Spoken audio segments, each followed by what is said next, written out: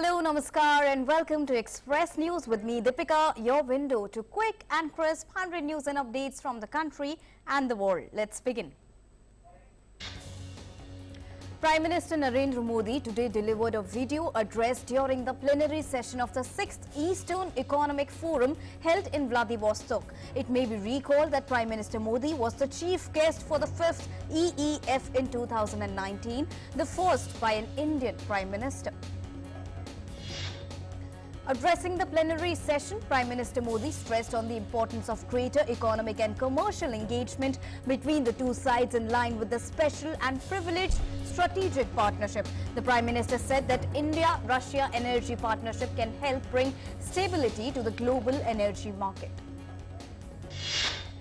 On the first leg of his visit, External Affairs Minister Dr. S. Jaishankar today called on the Prime Minister of Slovenia, Janez Janša. In a tweet, Dr. S. Jaishankar said that both the leaders discussed the ways to further enhance the bilateral ties between the two countries. Perspectives on the major global issues including Europe's challenges, Indo-Pacific and Afghanistan were discussed. Earlier in the day, External Affairs Minister Dr. S. Jaishankar held a meeting with the President of National Assembly of Slovenia. The two leaders discussed ways to strengthen bilateral ties and increasing parliamentary exchanges and people-to-people contacts between the two countries. The EAM also inaugurated an India Studies Centre at the Nova University in Slovenia and said the centre would be an asset for India-Slovenia relations. EAM also interacted with Indian students there. He said that interaction with Indian students abroad always provides energy. In Assam, the flood scenario has witnessed a slight improvement as the number of affected people has come down below the 5 lakh mark.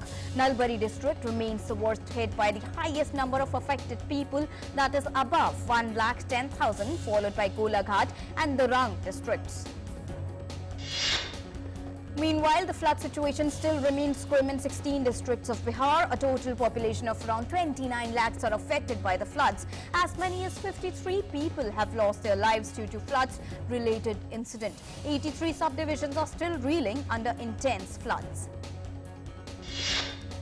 Textiles Minister Piyush Goyal today said the textile sector will achieve $44 billion exports target in 2021-22, and in the next 5 years, both the ministry and the industry have agreed to aim for $100 billion outbound shipments.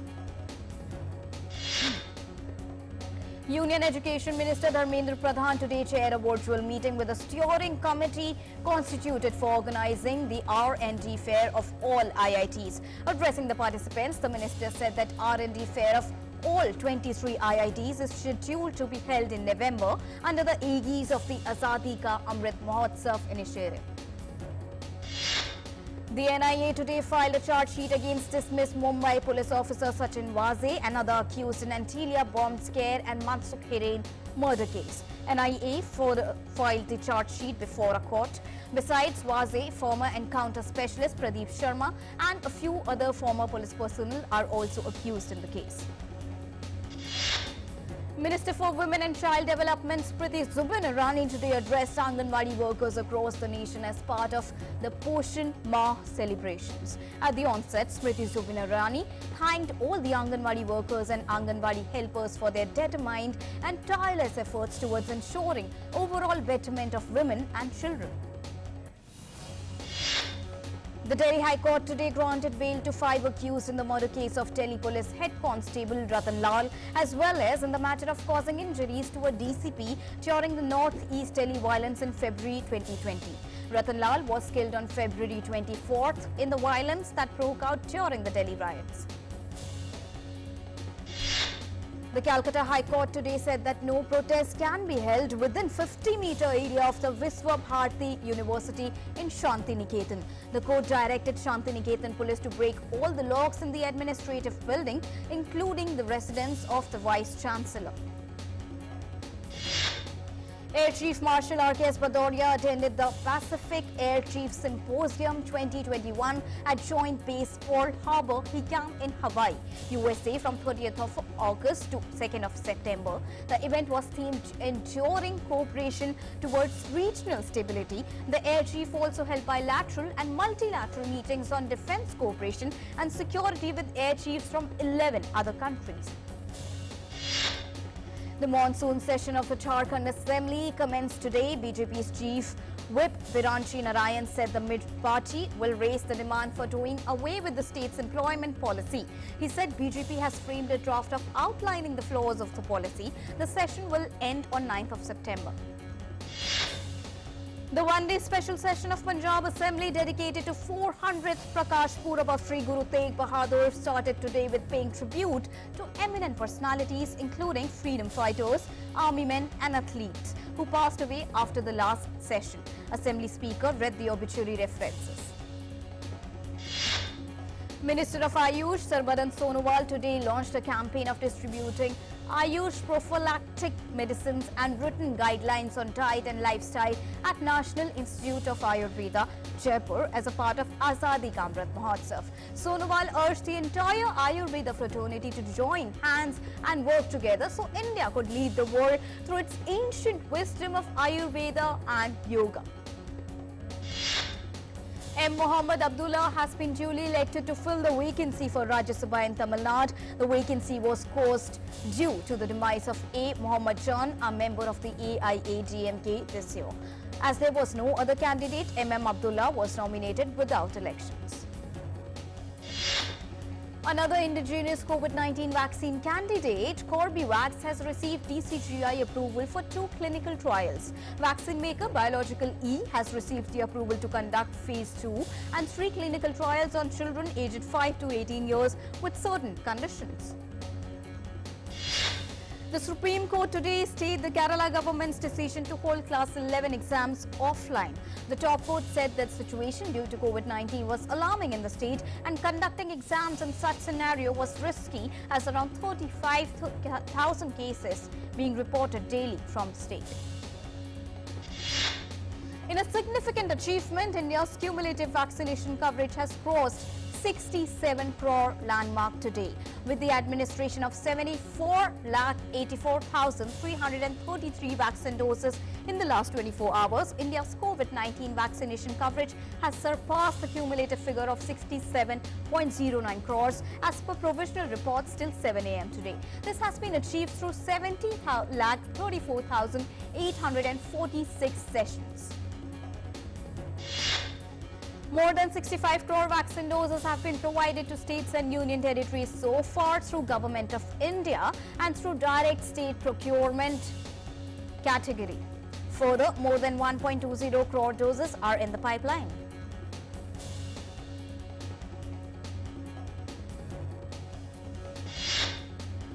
More than 4.36 crore balance and unutilized COVID-19 vaccine doses are still available with the states and union territories to be administered. The recovery of 34,791 patients in the last 24 hours has increased the cumulative tally of recovered patients to 3,20,63,616. Consequently, India's recovery rate currently stands at 97.45%. Sustained and collaborative efforts by the centre and the states as well as union territories continue the trend of less than 50,000 daily new cases that is being reported for 68 consecutive days now. 45,352 new cases were reported in the last 24 hours. The active case load is presently 3,99,778. Active cases presently constitute 1.22% of the country's total positive cases. The testing capacity across the country continues to be expanded. The last 24 hours saw a total of 16,66,344 tests being conducted. India has so far conducted over 52.65 crore cumulative tests. Weekly positivity rate at 2.66% remains less than 3% for the last 70 days now. The daily positivity rate stands at 2.72%. The daily positivity rate has remained below 5% for 88 consecutive days now. Kerala confirmed 32,097 new positive cases on Thursday. Over 2,40,000 is the active COVID-19 caseload in the state now. COVID situation is being reviewed at high-level meeting. The 30-share SENSEX on Friday surged 277.41 points to end at lifetime high of 58,129.95.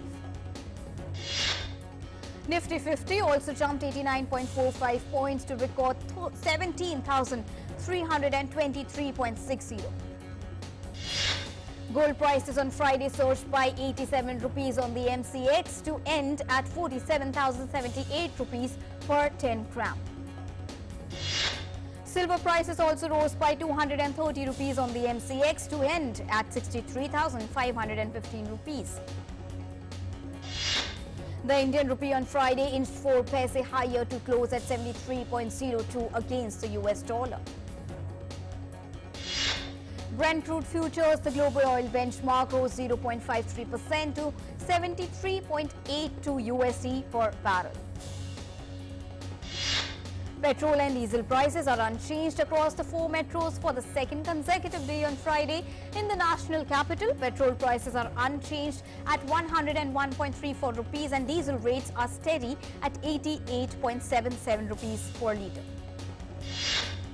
Finance Minister Nirmala Sitharaman today chaired the 24th meeting of Financial Stability and Development Council at Vigyan Bhavan, New Delhi. Besides the Finance Minister, Minister of State Finance Pankaj Chaudhary, secretaries and members of FSDC also attended the meeting. The car major Maruti Suzuki on Friday announced that it will proactively recall 1,81,754 units of some petrol variants of Ciaz, Ertiga, Vitara, Brezza, S-Cross and XL6 car models over some possible defect. Asian stocks today traded mixed. Japan's Nikkei 225 gained 2.1% and South Korea Kospi 0.8%. On the other hand, Hong Kong's Hang Seng declined 0.7%.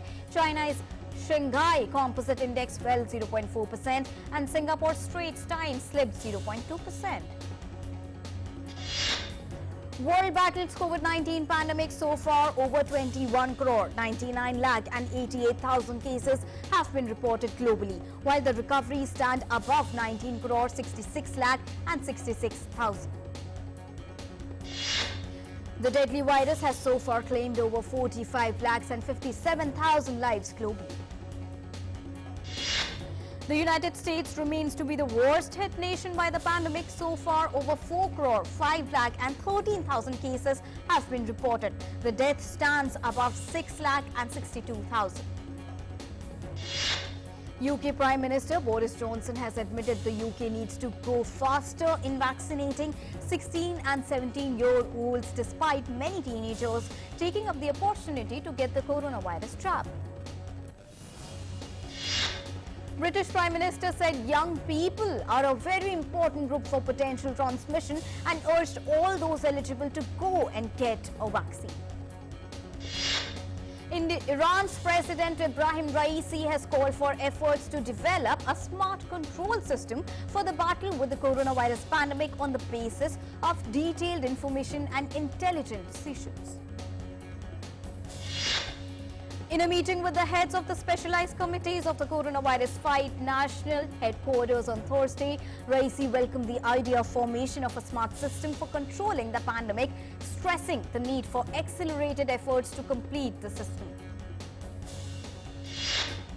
The president further gave an assurance that there are adequate financial resources for the import of COVID-19 vaccines, noting that plans to supply the budget for the import of vaccine will be a top priority for the administration. In Greece, hundreds of frontline healthcare workers took to the streets after nearly 6,000 of their unvaccinated colleagues were suspended from their jobs on the basis of an earlier order. Attempting to ease any fallout, the government said legislation would be amended to allow workers to be removed from suspension and get back to their jobs immediately as the first dose in the coming days. Preparations are in final stages to announce the new government in Afghanistan. Sources in the Islamist group said that Taliban co-founder Mullah Baradar will lead a new Afghan government that could be announced soon. There continues to be a large-scale concern among members of global community. British Prime Minister Boris Johnson has said that it was clear for months that the situation in Afghanistan could go very fast. As Afghanistan's Taliban prepare to unveil new government, some Kabul residents said they were worried about their future at a time when the economy teetered near collapse. Kabul residents say people want to go abroad because there are no jobs in Afghanistan, while others are afraid they won't have access to education. Germany is ready to resume a diplomatic presence in Kabul if the Taliban meet certain conditions. Foreign Minister Heiko Maas said so Germany wanted to see an inclusive government and human and women's rights respected, and that Afghanistan would not become a hotspot for terrorism. German Foreign Minister said there was a new reality in Afghanistan and the EU had to act fast to find a common position and play a role in the country in the future. Heavy fighting is reported between Taliban forces and resistance militants in Afghanistan's Panjshir Valley. The Taliban said they had taken some territory and inflicted heavy losses on the National Resistance Front. National Resistance Front said it had control of all entrances to the valley and the Taliban had lost hundreds of fighters. Panjshir is the only province that has not fallen to the Islamist group, and thousands of opposition fighters are believed to have massed there. United Nations Secretary General Antonio Guterres has expressed his deep concern at the deepening humanitarian crisis in Afghanistan. In a tweet, the UN chief called on all parties to facilitate safe and unimpeded humanitarian access for supplies and for all humanitarian workers across the country. At least 44 people were killed in flash flood in the northeast as remnants of Hurricane Ida unleashed torrential rains in New York City and New Jersey. The incessant rain swept away cars, submerged New York City subway lines, and grounded airline flights. President Joe Biden said he has directed the Department of Energy to use all tools, including the Strategic Petroleum Reserve, to keep gas flowing in the aftermath of Hurricane Ida. Rescue crews worked in the Philadelphia suburb of Conshohocken to ferry people stranded by floodwaters to safety. The flooding river forced Conshohocken to shut the main highway that connects Philadelphia to its western suburbs. The region's main rail line was submerged under several feet of water.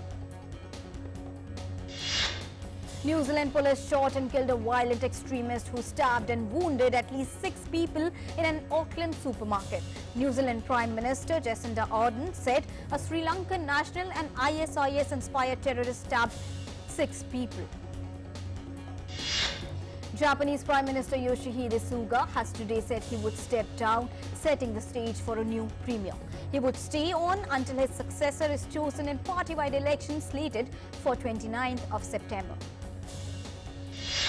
Alexander Koti, a British-born man who was a member of a team of Islamic State militants in Syria, nicknamed the Beatles and accused of beheading American hostages, pleaded guilty on Thursday to 8 U.S. criminal charges, including lethal hostage taking and conspiracy to support terrorists. Poland's president has declared a state of emergency in parts of 2 regions bordering Belarus. It would restrict the movement of people and ban mass gatherings along the border for 30 days. Poland has been trying to improve security along its frontier by building a fence and deploying troops. A giant puppet depicting a young Syrian refugee girl walked through central Athens seeking her mother and safety in an 8,000-kilometer journey. Little Amal is a 9-year-old giant puppet. It is part of an effort to raise awareness about the plight of unaccompanied refugee children. After Greece, little Amal is expected to visit France, Switzerland, Germany, Belgium and the UK. Greece was the frontline of a migrant crisis in 2015 when more than 1 million people, most of them Syrians, Afghans and Iraqis, arrived seeking refuge. Scotland's independent whisky maker Gordon and MacPhail unveiled what it says is the world's oldest single malt Scotch whisky to be bottled with an estimated auction price tag from £80,000 to £16,000 Unveiled at SOTHEBY'S auction house in London, generations 80 years old, jewel-like decanter and oak pavilion container was designed by architect Sir David Edgeoy. The whisky at the presentation was the first of 250 to bottle from one cask at Glenclivet Distillery, Scotland. The remaining 249 bottles will be available through general sale with the price yet to be revealed. Decanter number 1 will be held for auction by SOTHEBY'S in October in Hong Kong. 2 Ontian condors were released back to the wild in the mountains of Bolivia after they were nursed back to health. The 5-year-old and 10-year-old female condors who had been in treatment for 6 days after eating a poison dog took flight in Sucre. Authorities have urged residents to avoid leaving toxins out in the open to prevent such incidents from happening again. An abandoned baby elephant in southwest China was rescued by wildlife officials and treated for an inflamed belly button. The 6-day-old calf had been left behind by its herd in Zhuangbanna in Yunnan province. CCTV footage showed rescuers treating the calf and performing tests before moving it to a rescue center in a truck. Conservation efforts in Yunnan over the past decades have seen elephant numbers double, putting land and resources under increasing strain. An 11-year-old Parisian boy has found his own way of helping to protect the environment by fishing metal objects from the Seine River and Paris canals using magnets and grappling irons. Everything started when Rafael first saw YouTube videos of people fishing objects out of rivers with magnets in the year 2019. At first, fishing was a hobby, but the boy quickly saw it as a way to do something for the planet and to then raise awareness on climate change. In a year and a half, the boy has fished out about 300 bikes, 200 scooters and 100 shopping trolleys by his own estimate. The boy has also fished several odd or rare items out of the Seine and Paris canals. An exhibition with some of Rafael's treasures and items most commonly found in the Seine will open on 15th of September on the riverbanks in Paris. In one of Switzerland's most popular alpine destinations, cable car personnel work over summer months on Mount Titlis to protect its glacial slopes and lifts, blanketing ice to block off the sun. The 3,238-meter high mountain has seen large swaths of ice disappear over recent decades. Within the next half-century, all of it is expected to melt. To help keep its sky piston running better for longer, cable car operator Titlis Perbanken has been laying fleece over the glacier to act as a natural protective shield, but has had to continually increase cover size over recent years. A handful of employees work over the course of 5 to 6 weeks to cover parts of the glacier with a protective polyester fleecing, which helps stave off summer melting and preserve more of the snow which fell in the previous winter. Harvinder Singh wins a bronze medal in the men's recurve event at the Tokyo Paralympics 2020. This is India's 3rd medal of the day, and with the result, they have taken their medal tally at the Paralympic Games to a total of 13. Prime Minister Narendra Modi talks to para-archer Harvinder Singh and congratulates him on his win.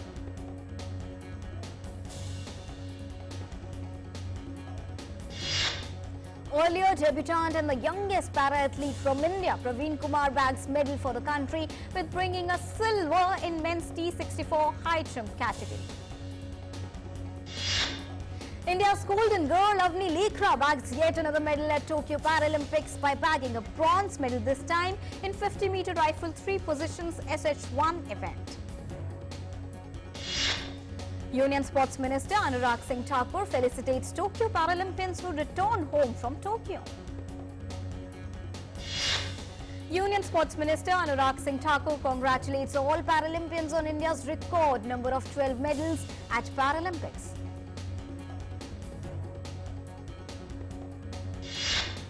Union Sports Minister Anurag Singh Thakur congratulates all Paralympians.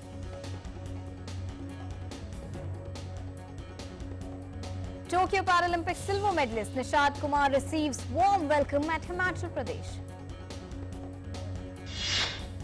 Novak Djokovic continued his pursuit of a calendar Grand Slam by reaching the US Open third round with a straight set win over Dutch rival Talon Breeze Cooper by 6-2, 6-3 and 6-2. World number 1 Ashley Barty is through to the third round of the US Open following victory over Danish teenager Clara Towson. Late actor SHUKLA'S last rites were performed today in Mumbai. He passed away on Thursday after suffering a massive heart attack. He passed away at the age of 40. Apar Shakti Khurana starrer Helmet has got its only digital release today. Viewers can access the movie on Z5. One of Marvel's much-awaited films, Black Widow, has been released on Disney+HOTSTAR today in India. The film has been released in multiple languages, including English, Hindi, Malayalam, Tamil, Telugu and Kannada. As the popular American talk show The Ellen DeGeneres Show is heading towards its 19th and final season, which will premiere on 13th of September with Jennifer Aniston as the first guest.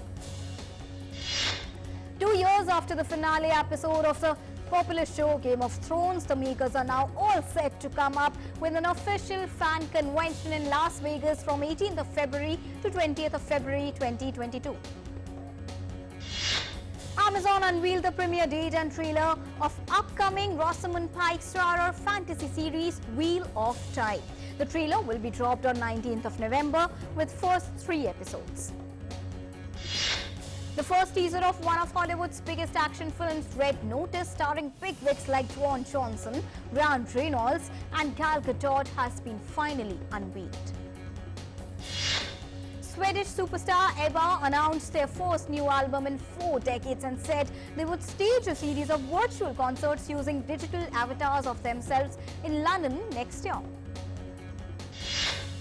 Italian filmmaker Paolo Sorrentino was in Venice on Thursday to present his new movie, The Hand of God, which centers around his own coming of age in 1980s Naples after losing his parents as a teenager. Sorrentino attended the film's world premiere at the Venice Film Festival with his large ensemble cast. And lastly, the cast and crew of The Card Counter took to the red carpet to celebrate its world premiere on Thursday at the Venice Film Festival.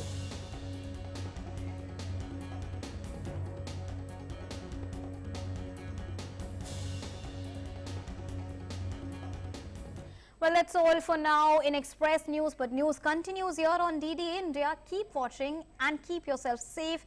Get yourselves vaccinated on time. Namaskar.